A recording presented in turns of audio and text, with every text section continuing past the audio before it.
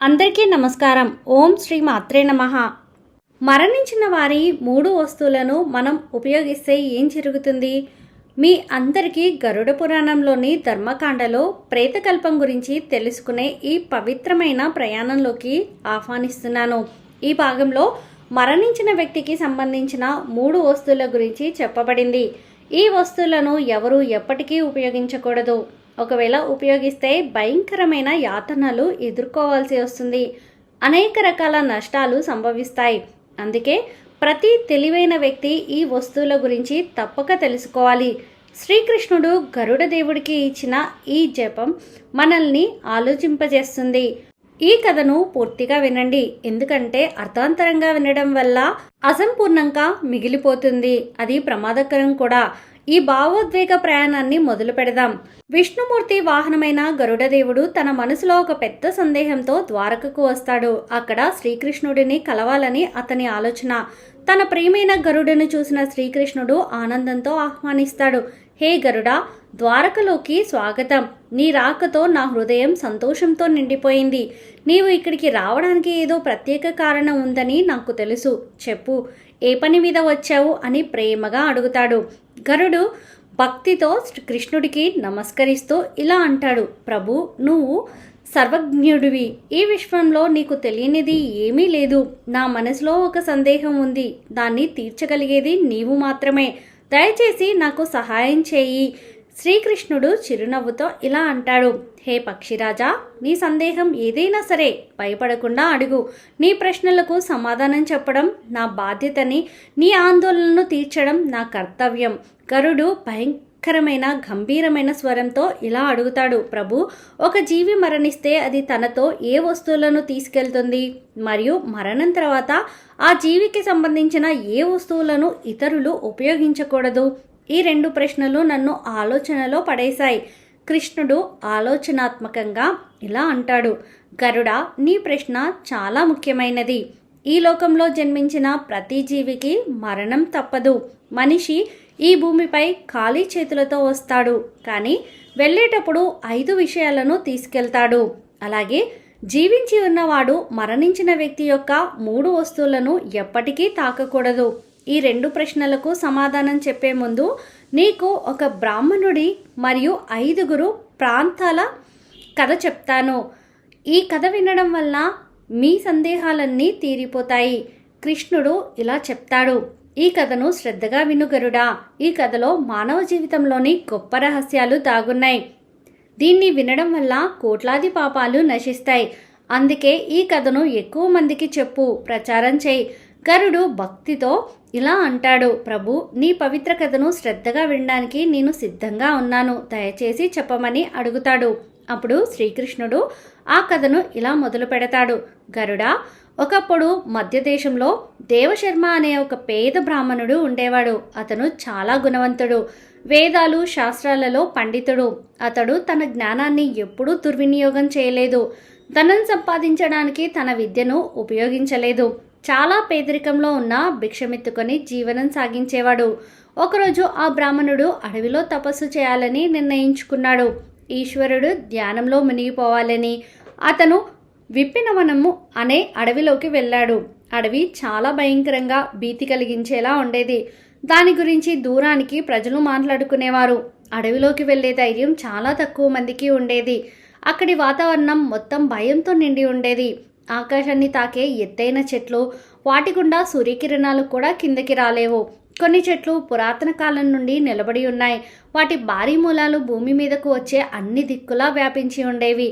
అక్కడ వటవృక్షాలు, అశ్వత్థ చెట్లు ఎక్కువగా ఉండేవి.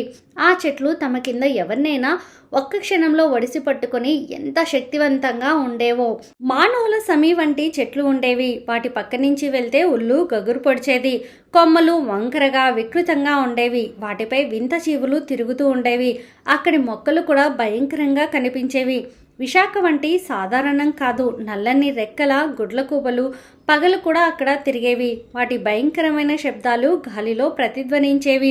అడవి తోడేలు తమ ఆహారం కోసం ఎల్లప్పుడూ సంచరిస్తూ ఉండేవి. వాటి కళ్ళు చీకట్లో మెరిసేవి. నల్లటి చుక్కలున్న చిరుతపులులు, హింసమైన ఎలుగుబంట్లు కూడా అక్కడ సర్వసాధారణం. పక్షులు, శకుని అనే రాబందులు, చెట్లపై కూర్చుని భయపెట్టేవి. మొత్తం రహస్యంగా భయంకరంగా ఉండేది. ప్రతి అడుగు వేసినప్పుడు మరణ భయం ముంచుకొస్తుంది. అలాంటి అడవిలో ఆ బ్రాహ్మణుడు ఒక పురాతన చెట్టు దగ్గరకు చేరుకుంటాడు.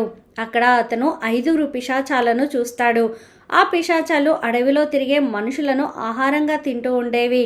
ఎవరైనా ఆ మార్గంలో వెళ్తే వాటి చేతిలో చిక్కి మరణించేవారు. ఆ పిశాచాల ధర్మం అనేది లేదు. అవి పాపాత్ములు, దురాచారాలు, ఎవరిపైనా దయ చూపేవి కావు. ఆ బ్రాహ్మణుడు ఆ చెట్టు దగ్గరకు రాగానే పిశాచాలు ఒకదానితో ఒకటి ఇలా అన్నాయి, రేవా చూడండి, ఈరోజు మా కోసం తాజా ఆహారం వస్తుంది. మొదట నేనే ఈ బ్రాహ్మణుడిని తింటాను. దీని మాంసం ఎంతో రుచిగా ఉంటుందో. ఈ బ్రాహ్మణుడు సాత్వికాహారం మాత్రమే తీసుకుంటారు కాబట్టి వీరి శరీరంలో రోగాలు పురుగులు ఏమీ ఉండవు. వీరి మాంసం తినడం ఆనందంగా ఉంటుంది అని ఒక పిశాచం హాస్యంగా ఉంటుంది. రెండో పిశాచం ఇలా అంటుంది, ఈ బ్రాహ్మణుడిని నేనే తింటాను. చాలా రోజుల తర్వాత ఆహారం దొరికింది. అలా అవి ఆ బ్రాహ్మణుడిని తినడానికి ముందుకు వస్తాయి. కానీ ఆ బ్రాహ్మణుడు ఆ పిశాచాలను చూసినా ఏమాత్రం భయపడలేదు. అతను భగవాన్ విష్ణుమూర్తి యొక్క గొప్ప భక్తుడు. ఎల్లప్పుడూ శ్రీహరినామాన్ని జపిస్తూ ఉండేవాడు. అందుకే అతనికి ఎవరి భయం లేదు. ఆ పిశాచాలను చూసి అతను భయపడకుండా వాటికి నమస్కారం చేస్తాడు. హే పిశాచులారా, మీకు నా నమస్కారం అని అంటాడు. బ్రాహ్మణుడి వింత ప్రవర్తన చూసి పిశాచాలు ఆశ్చర్యపోతాయి. విష్ణుభక్తుడైన ఆ బ్రాహ్మణుడి సాంగత్యంలో వాటి దుష్టత్వం కరిగిపోతుంది. ఆ పిశాచాలు ఆశ్చర్యంగా అతన్ని చూస్తూ ఇలా అడుగుతాయి, మహాత్మా, నీవు ఎవరు? ఈ భయంకరమైన అడవిలో ఒంటరిగా ఎందుకు తిరుగుతున్నావు? మమ్మల్ని చూసినా నీకు భయం లేదు. పెద్ద పెద్ద శూరులు కూడా మమ్మల్ని చూస్తే వణుకుతారు, పరిగెత్తుతారు. కానీ నీ మనసులో భయం లేదు. నీ సాంగత్యంలో మా ఆకలి కూడా పోయింది. మేము నిన్ను ఆహారంగా తినాలి అనుకున్నాం, కానీ ఇప్పుడు అలా చేయలేము. అప్పుడు ఆ బ్రాహ్మణుడు శాంతంగా ఇలా అంటాడు, పిశాచాలారా, నాకు మీ వల్ల భయం లేదు. ఎందుకంటే భగవాన్ ఎల్లప్పుడూ నాతో ఉన్నాడని నాకు తెలుసు.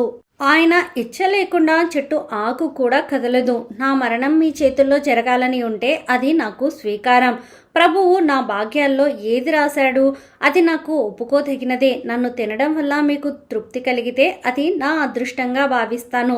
ఈ లోకంలో ప్రతి జీవి ఇతరులకు సుఖాన్ని, తృప్తిని ఇవ్వడమే మనిషి కర్తవ్యం. మీరు కూడా ఈశ్వరుడు సృష్టి కదా, మిమ్మల్ని నేను ఎలా నిందించగలను? ఆ బ్రాహ్మణుడు మాటలు విని పిశాచాలు స్తబ్దుగా నిలబడిపోతాయి.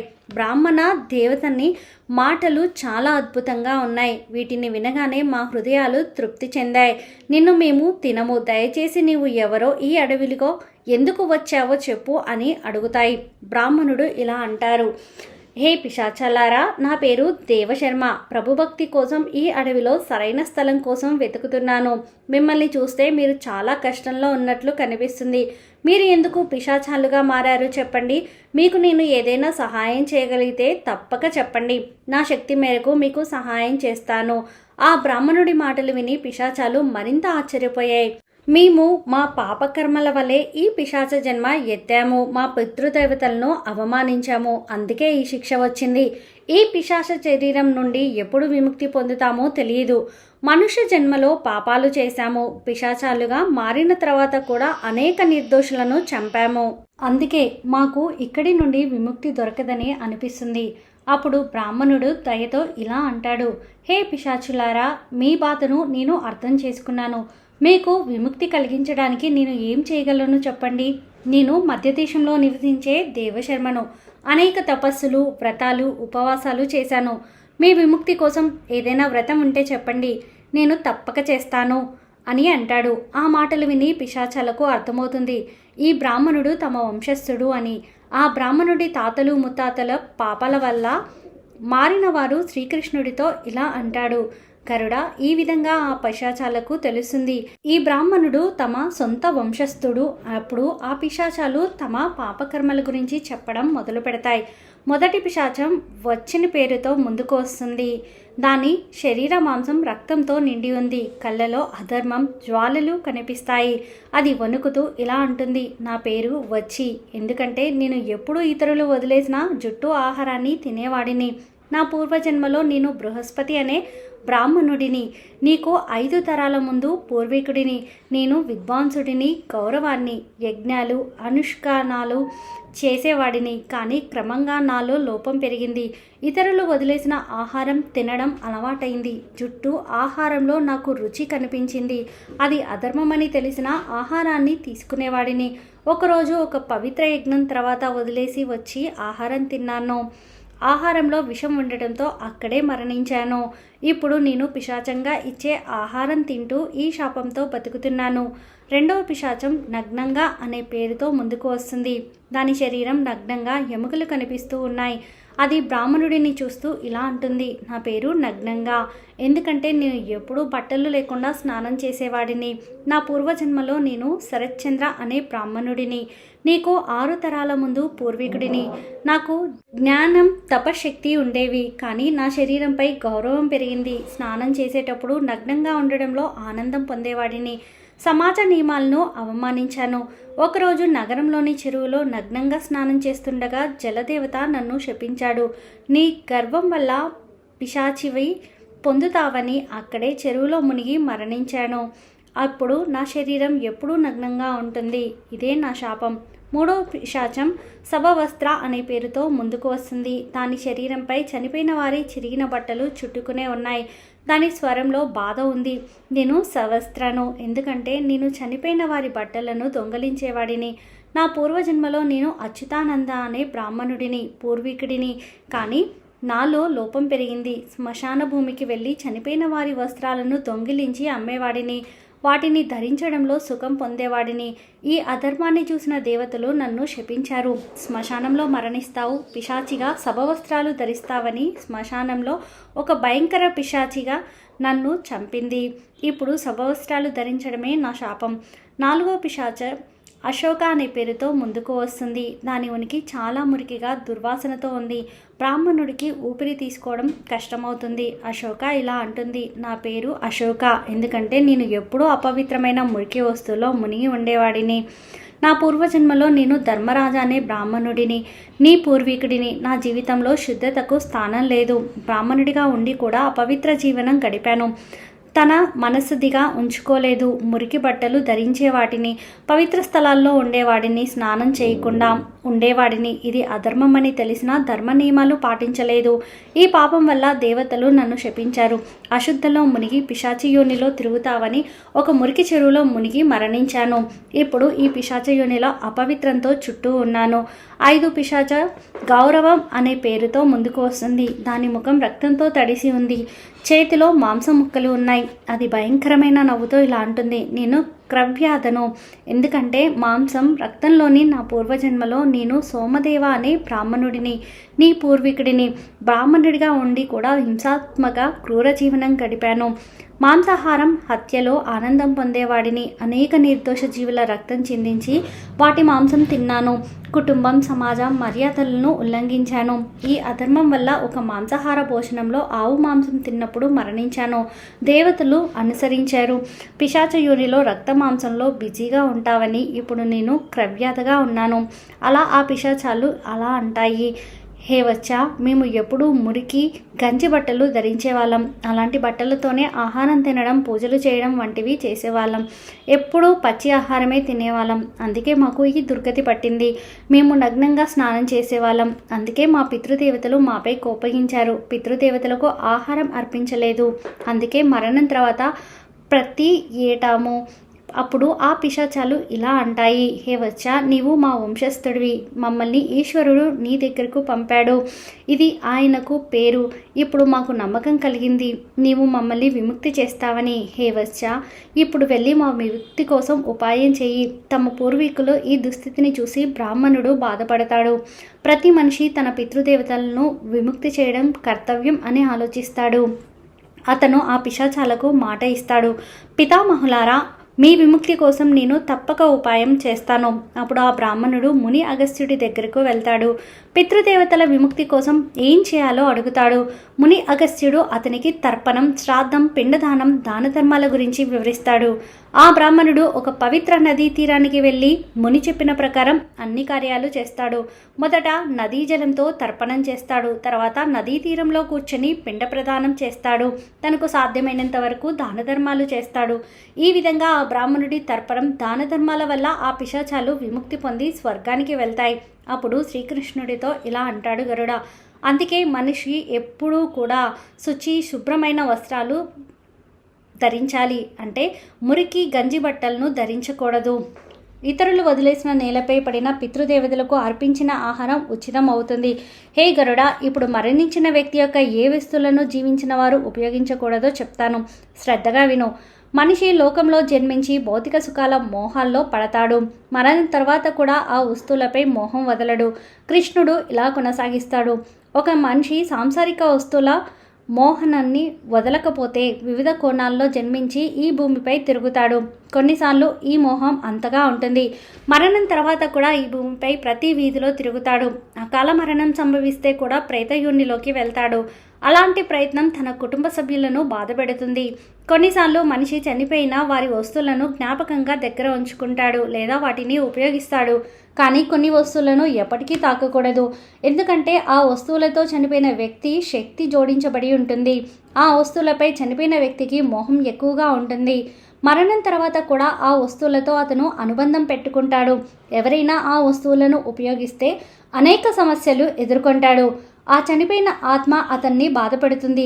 అందుకే చనిపోయిన వ్యక్తి వస్తువులను ఎవరూ ఉపయోగించకూడదు. ఆ వస్తువులను ఇంట్లో జాగ్రత్తగా ఉంచవచ్చు లేదా నదిలో ప్రవహింపజేయవచ్చు, కానీ వాటిని ఉపయోగించడం మాత్రం చేయకూడదు. ఆ చనిపోయిన వ్యక్తి ఆత్మశాంతి కోసం అతని ప్రియమైన వస్తువులను దానం చేస్తే చాలా శుభకరం. మొదటి వస్తువు చనిపోయిన వ్యక్తి బట్టలు. ఆ బట్టలను ఎప్పటికీ ధరించకూడదు. వాటిని వేసుకుంటే చనిపోయిన వ్యక్తి ఆత్మ ఆ బట్టలను ధరించిన వ్యక్తితో జోడించబడుతుంది. ఆ వ్యక్తి చనిపోయిన వారి జ్ఞాపకాలు బాధిస్తాయి.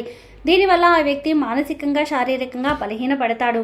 చనిపోయిన వారి శక్తి అతనికి అనుభవం అవుతుంది.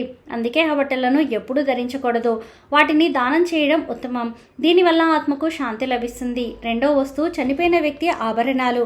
ఆభరణాలు కూడా బట్టల్లాగే ఆత్మశక్తి స్రోతస్సులు కలిగి ఉంటాయి. చనిపోయిన వ్యక్తికి ఆభరణాలపై బట్టల కంటే ఎక్కువ మోహం ఉంటుంది. ఎందుకంటే ఆభరణాలు అందంగా కనిపించడానికి ధరిస్తారు. కానీ ఒక వ్యక్తి మరణిస్తే ఆభరణాలను మరొకరు ధరిస్తే ఆత్మ అసౌకర్యంగా ఫీల్ అవుతుంది. ఆత్మ ఆ వ్యక్తిని బాధపెడుతుంది. మోక్ష మార్గంలో వెళ్లకుండా ఈ మరణలోకంలోనే తన కుటుంబాన్ని ఇబ్బంది పెడుతుంది. అందుకే ఆభరణాలను ఎప్పటికీ ధరించకూడదు. వాటిని కరిగించి దానం చేయడం మంచిది. మూడో వస్తువు చనిపోయిన వ్యక్తి జపమాల. జపమాల ఆ వ్యక్తి జీవితంలో పుణ్యం యొక్క తాళం చెవి. మరణం తర్వాత ఆ జపమాలను జీవించిన వ్యక్తి ధరించకూడదు. ఆ జపమాలను పవిత్ర నదిలో ప్రవహింపచేయాలి. పవిత్ర నది ఆ వ్యక్తి పుణ్యాన్ని స్వర్గానికి తీసుకువెళ్తుంది. శ్రీకృష్ణుడు ఇలా అంటాడు, గరుడ మరణం తర్వాత మనిషి తన పాపాలు పుణ్యాలు మాత్రమే తీసుకెళ్తాడు. భౌతిక వస్తువులన్నీ ఇక్కడే మిగిలిపోతాయి. అందుకే వాటిపై అతిగా మోహం పెట్టుకోకూడదు. కృష్ణుడు ఇలా కొనసాగిస్తాడు, మరణం తర్వాత ఆత్మతో కొన్ని విషయాలు వెళ్తాయి. అవి తదుపరి జన్మలో కూడా ఉంటాయి. ఆ విషయాలు ఆత్మకర్మలు ఇచ్చలతో ముడిపడి ఉంటాయి. అయితే విషయాల గురించి ఇప్పుడు పూర్తిగా చెప్తాను, విను. అందులో మొదటిది కామం. ఆ ఆత్మతో మరణం తర్వాత కూడా కామం ఉంటుంది. మనిషి కోరికలు అతని కొత్త శరీర ధరకు ప్రేరేపిస్తాయి. కామం ఒక చంచల శక్తి. ఆత్మశక్తి కొత్త శరీరం కోసం వెతికేలా చేస్తుంది. ఒక వ్యక్తి మరణిస్తే అతని ఇచ్చలు అతనితో వెళ్తాయి. ఆ ఇచ్చలు తదుపరి జన్మలో పనిచేస్తాయి. కామాన్ని ఆత్మను సంసార చక్రంలో బంధించే శక్తిగా చెప్పవచ్చు. ఒక వ్యక్తి తన ఇచ్చలను త్యజిస్తే అతనికి మోక్షం లభిస్తుంది. అందుకే మరణ సమయంలో ఇచ్చలను వదలడం చాలా ముఖ్యం. ఇచ్చలను తీసుకెళ్లేవారు మళ్ళీ జన్మిస్తారు, ఎందుకంటే ఆ కామాంధులు వారిని ప్రేరేపిస్తాయి. రెండోది వాసన. వాసన కామం యొక్క ఉన్నత రూపం. ఇది మనిషిని ఇంద్రియ సుఖాలు భోగాల వైపు ఆకర్షిస్తుంది. ఈ లాలనకు అంతం లేదు. మరణ సమయంలో కూడా చాలామంది వాసన నుండి విముక్తి పొందలేరు. ఈ వాసన సాంసారిక వస్తువులు, ధనం, కుటుంబం, భోగాలపై ఆకర్షణను పెంచుతుంది. వాసన చాలా శక్తివంతమైనది. మరణం తర్వాత కూడా ఆత్మతో ఉంటుంది. విష్ణు పురాణంలో రాజా భరత కథ ఉదాహరణ. రాజా భర్త ఒక జింక పిల్లపై అతిగా ప్రేమ పెంచుకుంటాడు. మరణ సమయంలో కూడా ఆ జింక గురించే ఆలోచిస్తూ ఉంటాడు. దీనివల్ల తదుపరి జన్మలో అతను జింకగా జన్మించాడు. ఇది వాసన ఆత్మబంధనలో ఉంచుతుందని చూపిస్తుంది. మనసు శాంతి, ఆందోళన, వాసన నుండి విముక్తి లభిస్తుంది. మూడోది కర్మ. కర్మ మనిషి యొక్క అతి ముఖ్యమైన సంపద. మరణం తర్వాత కూడా వెళ్తుంది. జీవితంలో చేసిన మంచి చెడు కర్మలు తదుపరి జన్మలో ఫలితాలను ఇస్తాయి. మరణ సమయంలో ఆత్మ చేసిన కర్మల లెక్క తీసుకోబడుతుంది. మంచి కర్మలు చేస్తే పరలోకంలో సుఖం, శాంతి లభిస్తాయి. తదుపరి జన్మలో సంపద లభిస్తుంది. చెడు కర్మలు చేస్తే నరకం లేదా దుఃఖమే జీవితం అవుతుంది. అందుకే ధర్మశాస్త్రాలు కర్మకు ఎంతో ప్రాముఖ్యత ఇవ్వబడింది. కర్మగతి అద్భుతమైనది. 7 జన్మల వరకు ఆత్మను వెంటాడుతోంది. అందుకే ఎల్లప్పుడూ పుణ్యకర్మలు చేయాలి. 4వది రుణం. రుణం కూడా మరణం తర్వాత ఆత్మను వెంటాడుతుంది. జీవితంలో ఎవరి నుంచైనా రుణం తీసుకొని చెల్లించకుండా మరణిస్తే ఆ రుణం తదుపరి జన్మలో కూడా ఉంటుంది. రుణం ఆత్మపై ఒక బంధనంలా పనిచేస్తుంది. అది చెల్లించే వరకు ఆత్మ విముక్తి పొందదు. మరణం తర్వాత పరలోకాల్లో కూడా రుణం చెల్లించడానికి శిక్ష పడవచ్చు. పూర్వజన్మలో రుణం వల్ల శారీరక, మానసిక కష్టాలు ఎదుర్కోవచ్చు. అందుకే జీవితంలో తీసుకున్న రుణాలను చెల్లించి ఆ తర్వాతే మరణం వైపు వెళ్ళాలి. అప్పుడు ఆత్మ ఈ బోజు నుండి విముక్తి పొందుతుంది. 5వది భక్తి. భక్తి ఆత్మను ఈశ్వరుడితో కలిపే పవిత్ర మార్గం. సచ్చిదానందతో భగవంతుడిని ఆరాధించే వ్యక్తి ఆత్మ మరణం తర్వాత కూడా ఆ భక్తి ఫలాన్ని పొందుతుంది. భక్తి ఆత్మను జనన మరణ చక్రం నుండి విముక్తి చేసి మోక్షానికి తీసుకువెళ్తుంది. భక్తితో నిండిన హృదయం మరణం తర్వాత కూడా ఈశ్వరుడి సమీపంలో ఉంటుంది. అందుకే భక్తిని జీవితంలో అతి పవిత్ర సాధనంగా చెప్పారు.